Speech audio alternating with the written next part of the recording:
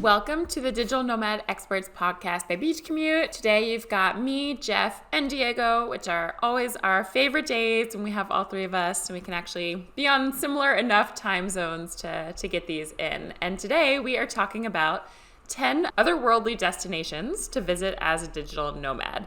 We got pumped. I feel like just talking about all these locations got us really excited, remembering all the bizarre places we've been in the world. And what we loved about this episode that we're going to share with you is when we did a quick Google search to see, we kind of brainstormed all of our own locations based on places we've really been that truly felt like we were on another planet. And then we Googled just to see for comparison, as we like to do, what is the Google universe telling us? What are the blogs saying, our otherworldly destinations? And I think Paris was one of the top ones on there. I can't remember what else. And that's when we said, no. Accurate blogs are not always accurate. We are here to tell you the truth from real experience. So before we do that, we'll do a quick round robin because we've been in some fun places. It's been a while since we've had all the three of us. So I'm going to start with you, Diego, and let us know, where are you now and what have you been up to for the past month or so, I think, since you've last been on the podcast? One of the things that I really love about this episode that we're all going to be tackling together now is that, when we were, living based out of a city and we're thinking about what are we going to do over the weekend, we're kind of going, okay, we're going to go maybe watch a movie, maybe have a bowling match together or something, or whatever those little hobbies are that we have on the side. But the cool part here, I guess, living this kind of lifestyle as a digital nomad is that wherever you are, you're probably not far away from something absolutely mind-blowing or incredible, right? And so this episode about otherworldly destinations, this is the kind of stuff that, you finish off your work on Friday and you go, where should we go? And then maybe you can hit up one of these absolutely incredible places. So yeah, really excited to talk about this one today. So I'm currently in Germany. As you can see, it's beautiful, wonderful weather out. I did just do a trip with a bunch of other nomads to do some skiing in the Italian Alps in Livigno. Awesome little town. Nobody really knows about it, but it's going to become the destination for the Ski Olympics in 2026. So I think you're going to have to spell that for everybody, Diego. How do we spell that? Right. Livigno. Beautiful. That's going to be, we still need to do a digital nomad ski location episode at some point. But you've been skiing for the past couple weeks and it's been good. You're back in Germany now. And then, anything else or what's next? Yeah. Headed over to Romania after that. Probably going to be there for a week or so. And then my usual stint in Bali. Probably going to be there for about 2 months. And I've kind of tentatively got Japan 2 or 3 months from now. So I'm really looking forward to that. And Jeff, you made it to Argentina. So tell us, where you've been for the past couple of weeks. And also, I can't wait to hear what you think of Buenos Aires so far. Yeah, I was in Colombia for the past 3 weeks. Got into Argentina a couple days ago. About 5 days ago or so. So I'm starting to get a feel for it. I didn't believe people when they said it was, what do they call it? Like the Europe Spain, of South America or the Paris of South America. I was like, no way. Yeah, I was like, no way. And then I got here and it's like, it feels like kind of like a little Barcelona. Very Even Barcelona. The vibe is kind of similar. It's, it's got like a late night vibe, early start or late start to the morning kind of vibe to it. The outdoor, like Aperol spritzes on the corners and all that kind of stuff. Late opening hours. You don't eat dinner there until the accents. Oh, it's so I hard don't to understand anything. Argentinian accents, yeah. I don't understand the accents at all. I don't speak know Spanish what and the have no hell's going idea.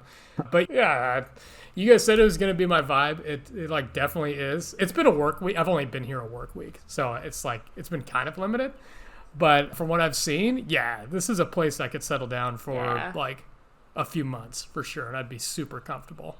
I mean, like weather-wise, maybe not super comfortable. It's like 1,000% humidity. It's been 100 every day. It goes straight over my head. That doesn't mean anything. 100 Sounds 100 warm. Fahrenheit. It doesn't mean anything. We'll measure in anything the rest other of the world than. uses. But it's not always that hot. I feel like it's really pleasant we don't there a lot of the year. play So along. maybe you just got a hot streak of days, or you're there a weird time, or it'll get better. But overall, cafes, coffee, you're liking it. The restaurants, all the steak. Perfect. I'm good. I'm moving it. I barbecued for people last weekend. Got a bunch of steak. It's just as advertised, just what you're looking for. Found some pickleball, played some competitive games. I'm good. I'm ready to buy a place. It's been 5 days. You'd love it. I'm moving in. Good to hear. Well, I'm a resident. I am in, yeah, it's amazing. I'm in Costa, which is kind of like I think the opposite culture of everything you're saying. Whereas like, I feel like there in Argentina, everyone like eats super late. Everything's like all about the late dinner and the, part of just kind of out late. I woke up at like 5:30 this morning accidentally because probably I was asleep by 9 because the sun sets at 5:30 and it's like the stars are out by like 6:15.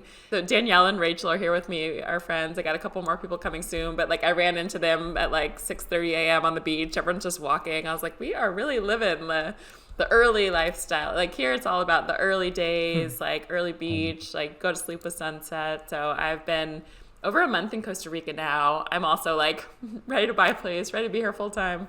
But I do think I'll maybe be spending a lot more time here. We'll see. But overall, I love the lifestyle here and I'm so happy. So with that, I wouldn't say it's otherworldly where I am, or any of us are the second, but I'm excited to talk about some of the more places. And I want to caveat this, which otherworldly, we mean like visually. When you look at some of the places we've been, just like visually, you get to a place, you look at it, and you're like, I feel like I'm on another planet. I've never seen anything quite like this. And I would say typically, not always, almost every place on here, I would say, are more of the kind of in-between travel locations that you'll sort of visit as a nomad and not where you're necessarily living as a digital nomad. But I do certainly feel I got to all of these places because of my life as a digital nomad, because I was living in these countries or places nearby where I could pop in. So anything else, guys, to just sort of welcome in this conversation before we jump right into the locations? I will say that, like you said, Costa Rica, not otherworldly. No, maybe not.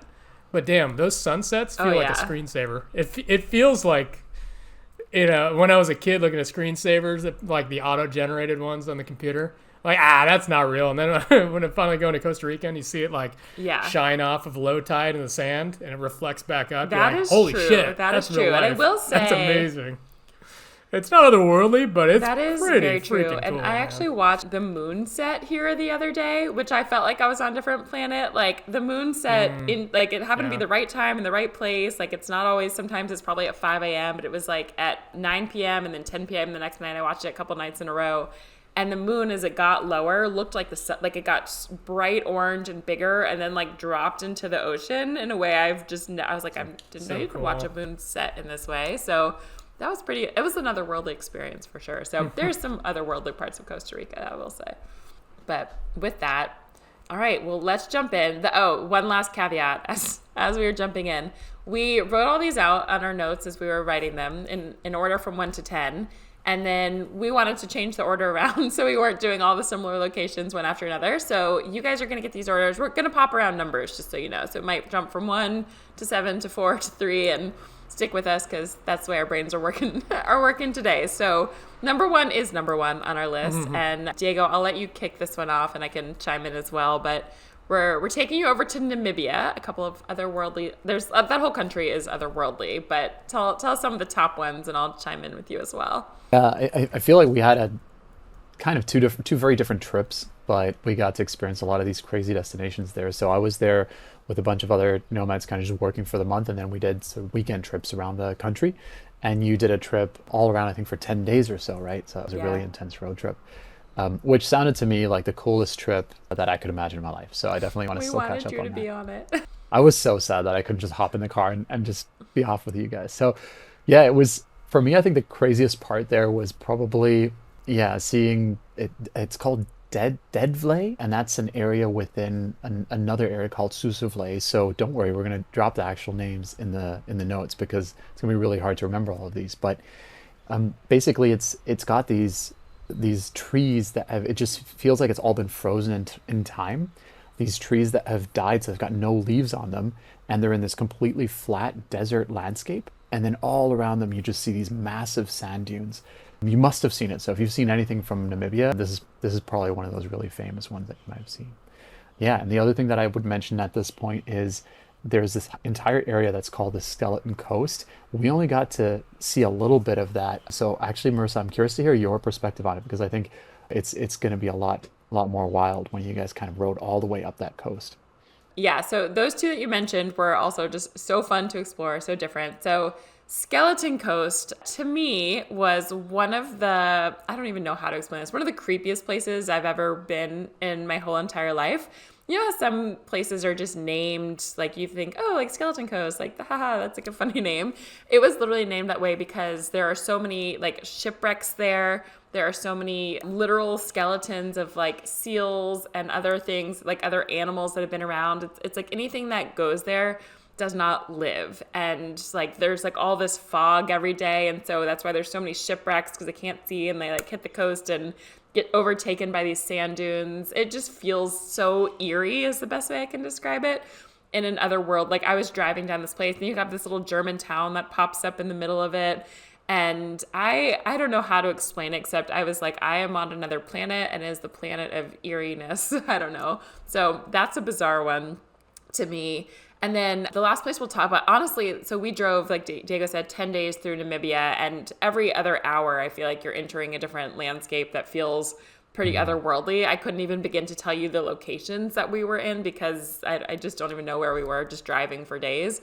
But the other one I can mention is in Etosha National Park, which is their main national park where like lots of animals are. That's actually sort of fenced in a very big way.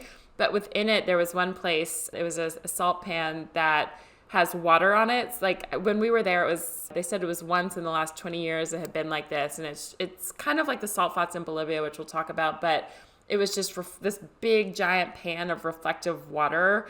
And we accidentally stumbled upon it. And I just felt like I have never seen anything like this in my whole life. It felt so otherworldly. So Namibia in general, also just driving through it, like I will just say the country as a whole, because like when you get from the airport, there's just like giraffes running by you, and every day there's just like zebras around. Like there's just the animals are over the whole country, which is really unique because a lot of places now, everything's mostly confined to big national parks, but I feel like the whole country is just a giant national park of safari animals and the most bizarre landscapes you'll ever see, and like some of the tallest sand dunes with near Deadblay that Diego was talking about with Big Daddy. So yeah, that's Namibia in a nutshell. Anything else to cover before we move on to the next one, Diego? Now, I think just even the drives between places are really, really interesting. So the best way that you can experience this country is kind of what you guys did, which is to rent a car, be there for, at least a week. I think probably closer to like 10 days or 2 weeks.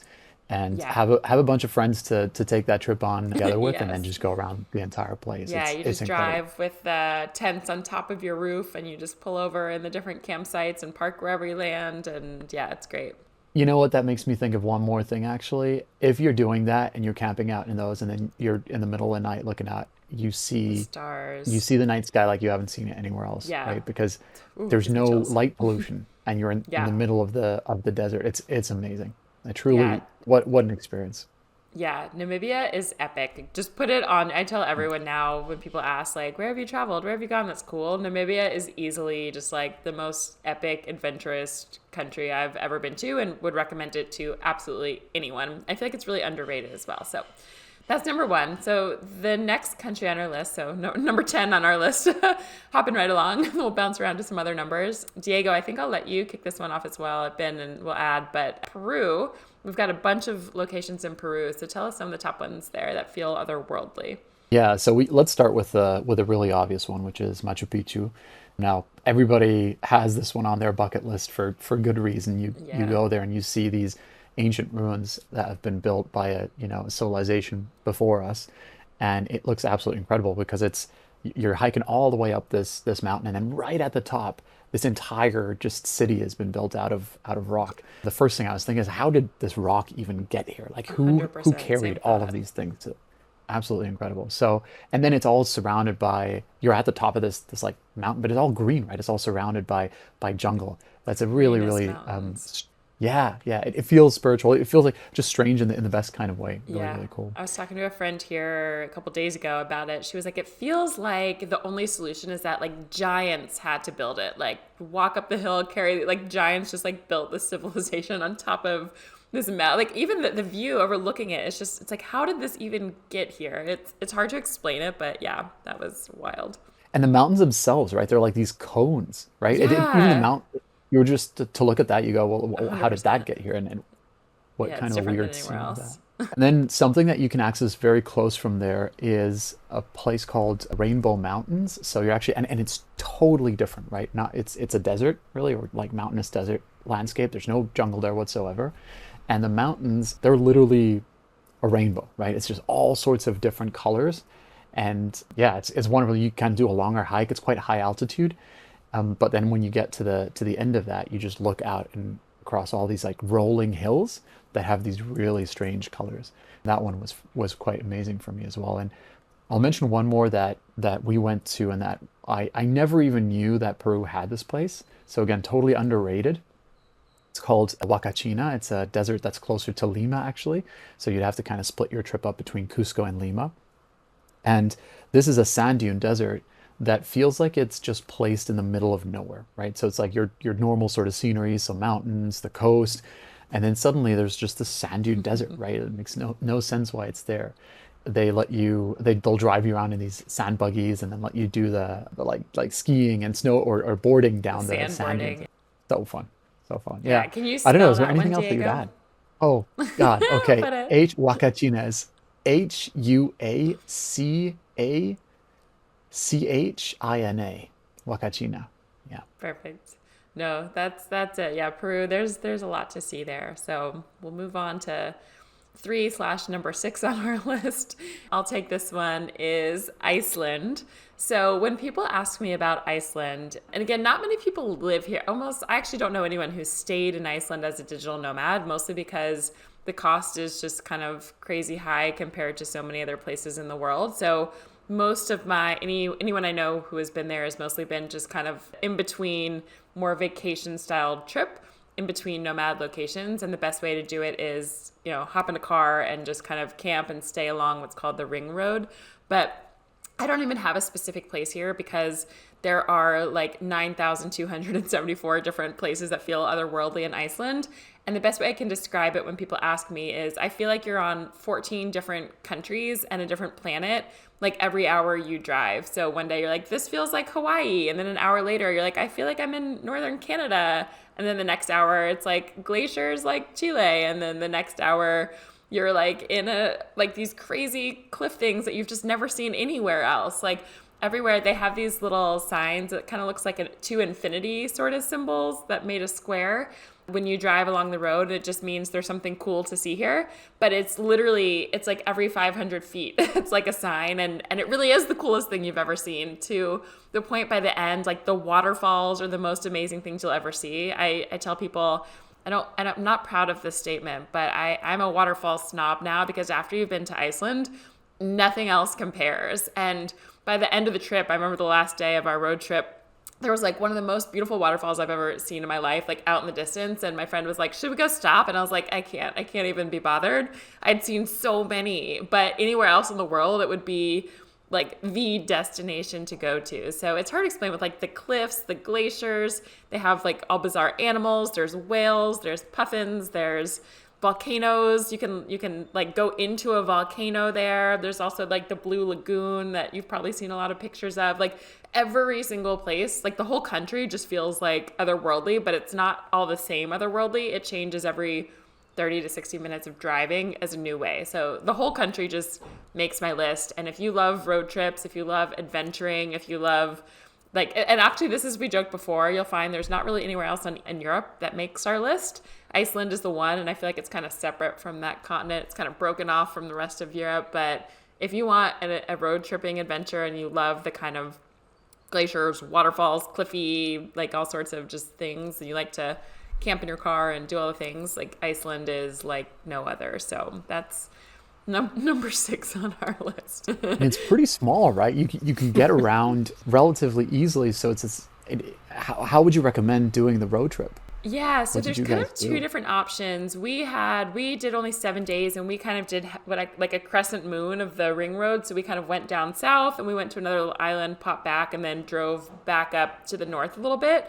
A lot of people, if you have about, I would say 8, 9, 10, really 10 days, people do what's called the ring road. So you fly into Reykjavik, and then you rent a car, and most people just kind of start south and you do a whole ring around the whole country in those 10 days, and you stop and see, everything along the way. So people, if you have the time, I would say do the whole thing. people have told me that once you sort of, like, we did all the main parts, and once you get to that other half, it's kind of just similar, like more hot springs, more geysers, more, like, I could just keep going all the different things. I'm like, oh yeah, then there was this and this. But yeah, you just kind of rent a car. A lot of people they have vans there that have now built-in Wi-Fi where you can just sleep in your car. We did, when I went, we just rented a car and kind of stayed in little, like, mini, I don't even think you can call them hotels, like Airbnbs, bed and breakfast, things along the way. But if you go in the summertime, when, like, it's light out almost 24 hours a day. So, we'd still be driving at 10 p.m. and it feels like, it feels like it's still 5 p.m. and you almost get 2 full days of daylight. So you can do so much in such a short time. But then people also go in the winter for the Northern Lights, which are also otherworldly. So you got, everything in Iceland. But anything I missed there? Any questions you guys have? All I would add is that we have a.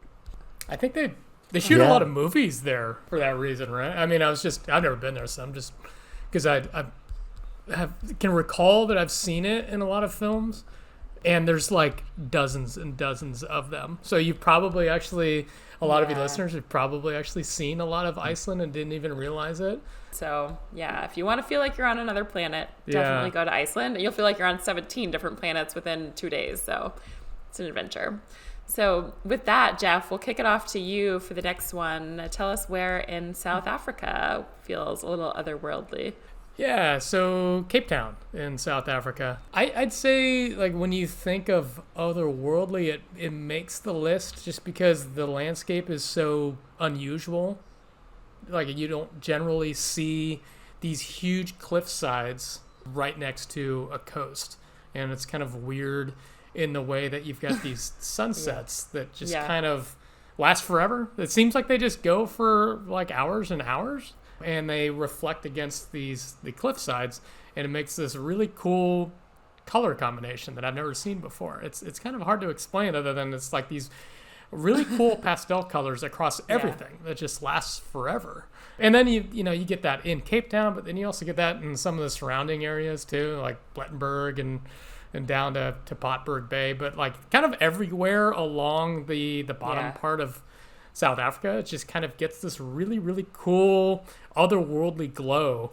And then on top of it, you've got all the classics. You've got Table Mountain and all these just really cool looking hikes that look over the entire bay, which may not sound like much, but it might be worth. Maybe you can do a better job explaining it, but it's also worth Googling just to take a look at it and be like, oh, okay, I kind of get it. You've also got, so Lion's Head is like that funky little, like, it feels like it'd be in like a Dr. Seuss kind of like illustration to me.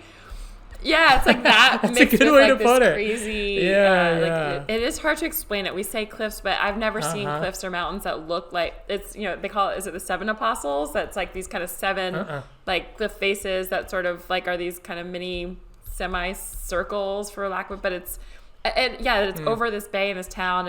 It's really impossible to explain because it is so otherworldly. It's not like, oh, it looks like this or it looks like that. I've never seen anything like it. And to me, like when you wander around Cape Town, I just feel like any direction you look, whether you're looking out at the ocean when the sun sets or at the, Seven Apostles or at Lion's Head or at, anywhere Table Mountain, I just feel like every place has a view, and I just found myself just like jawed to the ground, just like looking up at the sky, walking around, just feeling like this can't even be real. Like, where am I? And it's in a city, which makes it even more bizarre. So it is really hard to explain it. And then even if you look at pictures, it doesn't quite do the justice of being in it and seeing all of because you can see it all at once. Like, you see Lion's Head, you see Table Mountain, you see the ocean and the sunset. It's like within it, and I think that adds to the magnificence of it that you can't capture in a picture. There's this idea that you're in the city, right? Yeah, that's one of those things. Like, you leave the city for like 10 minutes, and all of a sudden you're like out into this other planet. It's so odd. I've never seen anything like it. Amazing. There's one more thing I would add to it. It's just this thought that you are on the southernmost point of the African continent. I don't know. For me, when I was there was always this feeling of like, so if I look in this direction over the ocean, there is nothing more. Yeah. Until we get to a sheet of ice, I thought that was pretty amazing too. That's our number 9 in South Africa. So back to number 2. I will let you kick off. This was a couple locations in Bolivia, Diego. Well, this is an interesting one because that's actually where the three of us were together in the same place for the first time. So we've kind of all Yeah. got to experience it in that sense. Yeah, I think the one that most people know here are the salt flats. So you might have, whether you knew it was Bolivia or not, you've probably seen it before. There's two versions of this. One is where you just see sort of a completely white floor with these weird, what's it like, hexagonal? Hexagonal. I don't even know how to say the word, but basically those shapes all over yeah, pentagonal, Pentagonal. all over the ground in this like almost perfect symmetry. It's really strange. It just naturally happens that way. And then you've got this really bright blue sky, right? And that contrast of total white and then bright blue is really, really strange. So that's the salt desert there. But when it rains, you have a sheet of water that's over those salt flats, and sometimes some clouds in the sky as well. If you're then just standing in there, it looks like you're literally standing in an endless sky because the water perfectly reflects the sky and the clouds. It's the strangest thing. So you see some of those really, really cool photos from there. No, it's like different seasons. Yeah. For us, it was just Yeah. like it looks like snow if you look at a picture driving, but then you realize it's all entirely salt for, like days on end. And the pictures, so yeah, it's like some seasons. The horizon. Yeah. It's just Yeah. salt. It's very Exactly. almost And apocalyptic. then the other feeling. season, It's it gets so odd. I guess after some rain, it kind of holds that water for a little bit and looks more like a mirror. So both are. If you Google salt flat in Bolivia, you'll kind of see both images, and it's like I love taking fun pictures, and it is like a photographer's play. I'm not a photographer, but it is a photographer's playground. But anyone just who loves.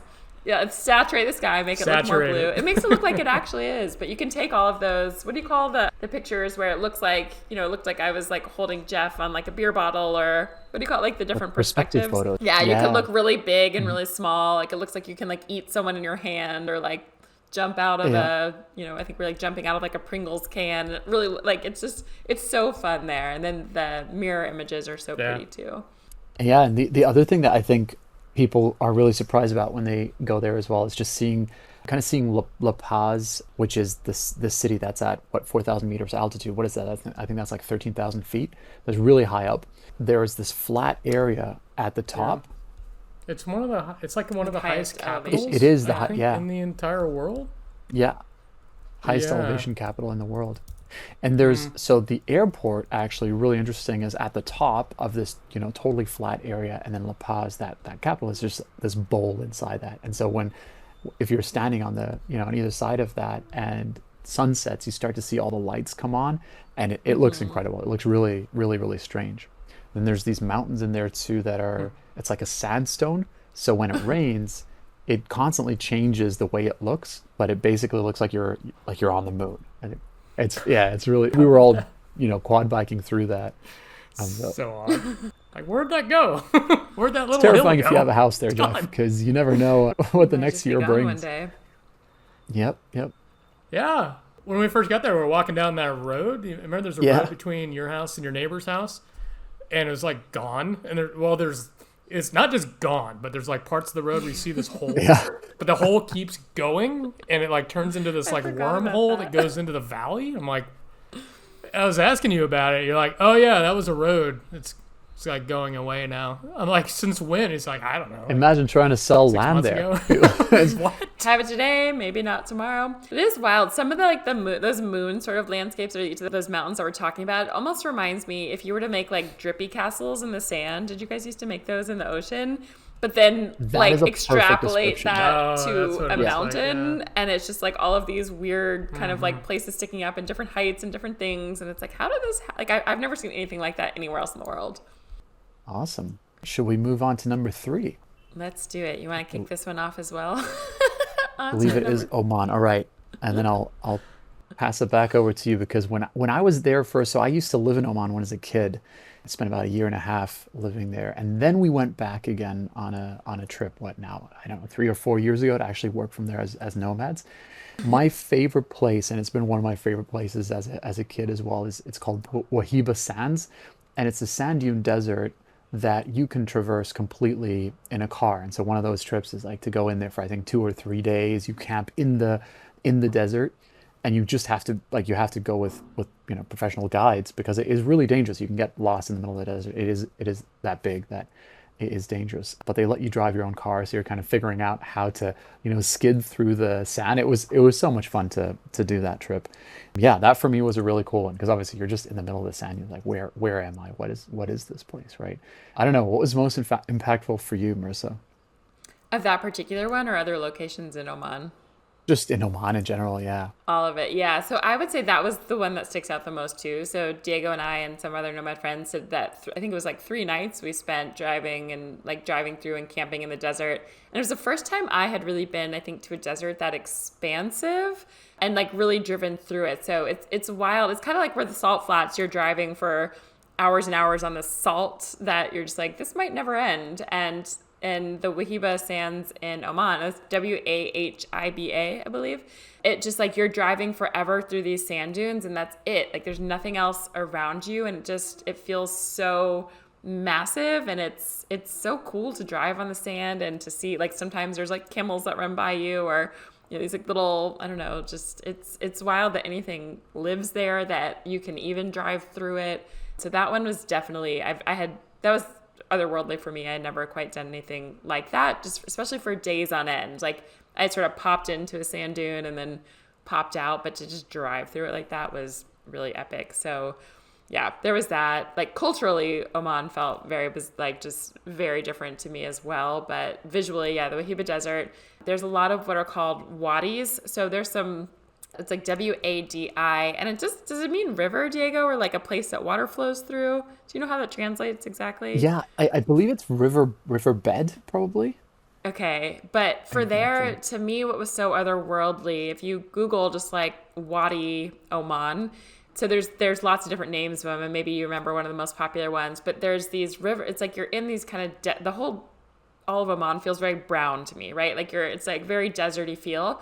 But then you see these rivers just flowing through that kind of remind me of like an oasis where it's this kind of like emerald green color of water that just flows through. And there's suddenly these like oasis of palm trees around it that you're like, I was just in a desert. There's nothing else around here. Like, where did this emerald green river flowing through come from? And they're otherworldly to me because I've never seen anything quite like that. Maybe there's some other countries nearby that have that as well.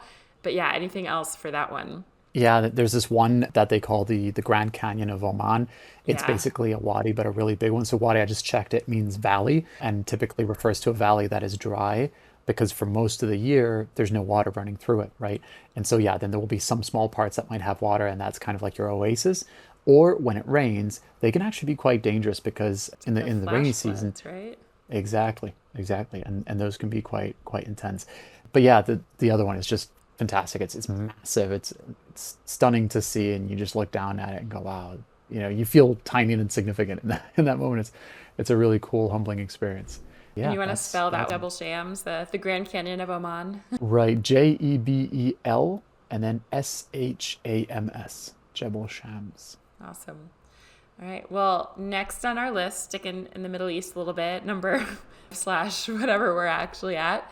I can start with this one and then I'll kick it back to you because I've done a different part than you. So I spent some time in Cairo. And I would say, I think this is one that most people do think of maybe when you think of otherworldly places, or I don't think it's technically a wonder of the world, but it's kind of like an additional one. But the pyramids in Egypt is another one. You have this city, you have Cairo. And I always think about when I saw the pyramids of Egypt on Instagram or, blogs or images, it always felt like it was like in a really different place. But you have the city, and then you just like take 2 steps further, like past the KFC, and then you're just in these like ancient pyramids that are gigantic, and the sand, like the desert, just keeps kind of going forever from there. So once you kind of pop out of the city, all around the pyramids, there's something very spiritual about it. It feels like some really intense energy. It also reminds me when you talk a little bit about Machu Picchu, of just like, how was this built? How did this get here?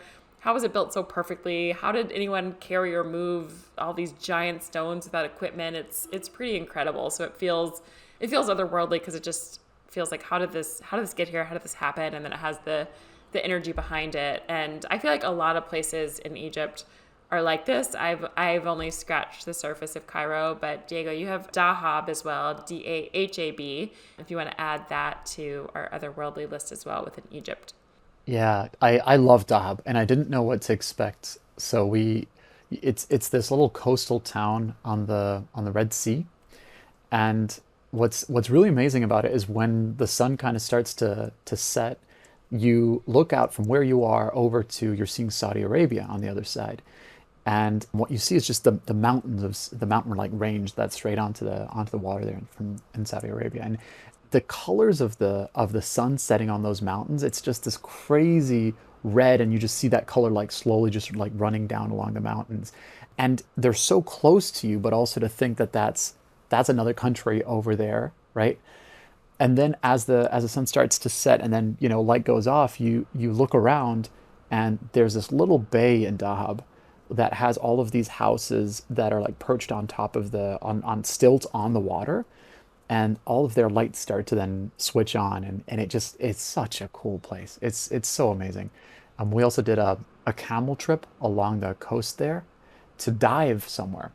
And that's the other part that's crazy. I mean, both the camel trip, which was just like, what are we doing here? Who are we? Why are we in this place right now? And then when you arrive and you do that diving trip, you see this desert landscape, and then you go underwater, and it feels like it's like a jungle underwater. It's just full of the most colorful corals you can imagine. It was honestly, of all the places I've been to, one of the most amazing ones for coral reefs, right? Because you don't get such great coral reefs nowadays in so many places, unfortunately. But there was something weird about you seeing this desert and then you seeing so much life underwater. If I think about scuba diving, like I know now as a nomad, because I have so many friends who have gone to Dahab because they love scuba and like will go. But if you had, before my travel days, if you had said like one of the best places to scuba dive in the world is in this like town in Egypt, I would have been like, excuse me? It's baffling. So yeah, I feel like I still haven't made it to Dahab, but I know everyone who goes, there's some sort of magic happening there that feels otherworldly to people for sure. All right, so Truly, taking to our list, number 8, and I think actually this is our 8 and actual number 8 on the list, if I'm calculating correctly, is Myanmar as the country, or Burma, some people call it, but honestly, this is me, or Burma, some people call it, but I forget going somewhere else in after I was with you back in 2018, Diego. And there's a town there called Old Bagan. I was showing the guys some of the pictures of it before we started recording. So do yourself a favor and Google, it's Old and then Bagan.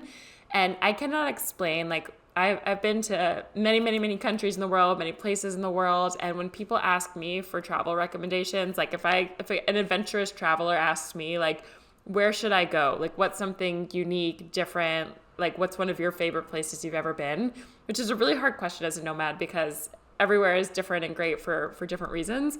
But without a doubt, Old Bagan in Myanmar is what I would tell anyone in the world to visit. It has, I think there's over 3,000 what are called pagodas. So they're like these little temples and they're just spread out. It feels like randomly. I'm sure there's a reason, but imagine like a giant mystical field that has 3,000 of these. Some are like really big, some are a little bit smaller, of these like magical temples, just kind of like, it looked like they were just like dropped from the sky in all of these places. It's also a place where you can go in a hot air balloon. So every morning, a lot of hot air balloons, we did this, go up over it to see. So that adds to kind of the magic. But on top of it, and this is like where woo Marisa comes in, but it just has this spiritual, I don't even know how to, like, I don't even like to use the word spiritual, but just this like crazy energy there that just feels very mystical is the best word I can use to describe it. And it's unlike anywhere else I've ever been and probably will ever go. And there's a lot of the country that feels that way to me. I would go back in a heartbeat and explore this country more. It's one of my favorite trips I've ever done. But I don't know. I don't think I personally know anyone else who's been to Old Bagan, and it's just, not many people make it to Myanmar because sometimes people think it's dangerous. There was some genocide going on, like in some of the borders of the country at some point when I was there. So a lot of people don't feel, I think, like it's safe, even though many parts really are, and it's pretty easy to travel it. But a lot of people just don't go. Like when I went, I remember when we flew in, there's the like, when you land to go through customs, it says, it's like residents and then like foreign people who are not residents of this country. And I went with our friend Murray. We were the only two like foreigners that got off the plane. Everyone else was a local coming in. So it's not very visited, but I think it's one of the most epic otherworldly places that exists. So that's number 8.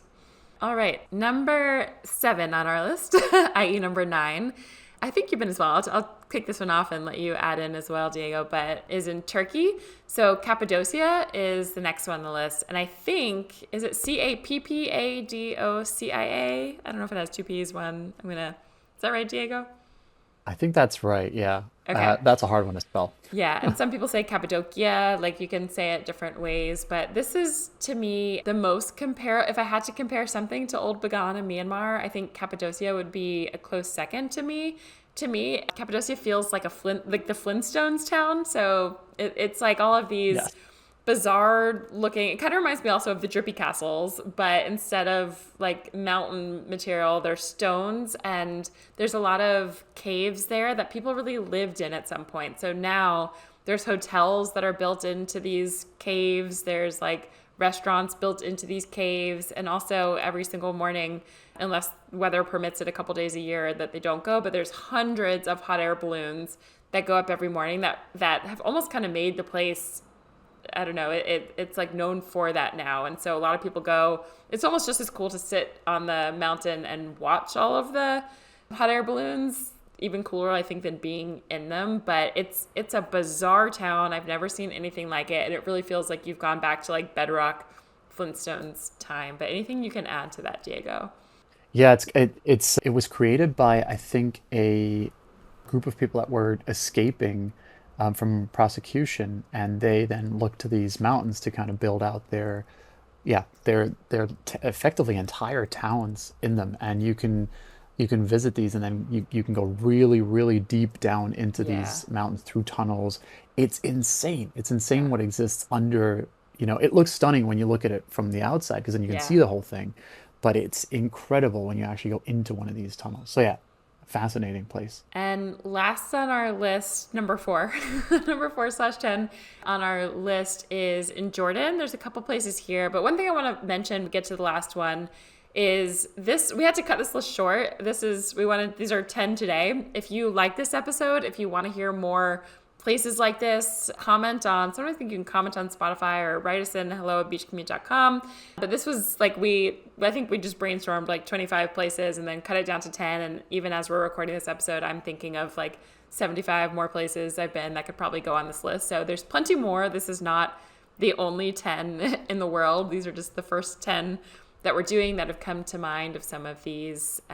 So yeah, with that, the last one on our list for today, and again, maybe we'll do a part 2 or 3 or 4 if you guys like these episodes, but within Jordan. So we've got a lot of kind of like Middle Eastern sort of countries that made the list here, which is fun. But Wadi Rum Desert, so Wadi, and the second word is Rum, R-U-M, is a desert in Jordan. And this is like when you talked about, Jeff, like Iceland, how they filmed a bunch of movies. Wadi Rum is, if you see any movie that looks like it was filmed in Mars or takes place on Mars, it was probably filmed in the Wadi Rum Desert, because the sand literally, it's like a red desert, and it literally feels like, I mean, I have not been on Mars. I don't know if it actually feels like you're on Mars, but it's as close as I've seen, that you can get. And that's why a lot of movies are filmed there for that reason. So that's pretty epic. And it's just really cool to visit. They have a lot of those hotels that have like the, kind of igloo things. You can see the night sky and the stars. And they're just like these little oases in the desert of kind of hotels that you're like, how does a hotel even exist here? Number 2 in Jordan is Petra. So you'll see it's like the lost city of Petra. It was hidden kind of in the mountains. And when you walk like a mile through this canyon, and then suddenly you come up to like this, I don't know, the most amazing building carved into a mountain, and it just keeps going for miles. Like I always saw one picture of it, but you can actually walk back for miles and miles, and they're like, this is what their bank was. This is like where this was the main town. There's like homes like carved into, kind of like, I guess Cappadocia a little bit. Some of the homes kind of carved into the mountains in that way. But it's one of those things, kind of like Machu Picchu as well, where you just feel like, how did someone do this so perfectly so long ago without equipment? Like it's stunning. So it can get a bit touristy, I will say that, but it is for a reason, because it's really magnificent. And then the last one, I went to add one more I just thought of in Jordan, is the Dead Sea. So you can get to this. I've been on the side from Israel or from Jordan, but the Dead Sea, it looks visually bizarre, and then you like if you actually get into the sea, you like imagine you took like the most inflatable beach ball you can think of, and you try to push it underwater, and it like pops back up. That's what it feels when you get into the Dead Sea, and you like pop up like a ball. Like it's really bizarre, but it also looks visually pretty stunning and different. So that was a lot of information we just threw at you. Those are 10 of a gazillion more places we can and will talk about at some point. So we try to mix it up with digital nomad locations, other worldly travel destinations, and cool places and cool events we'll talk about at some point that you can get to while you travel.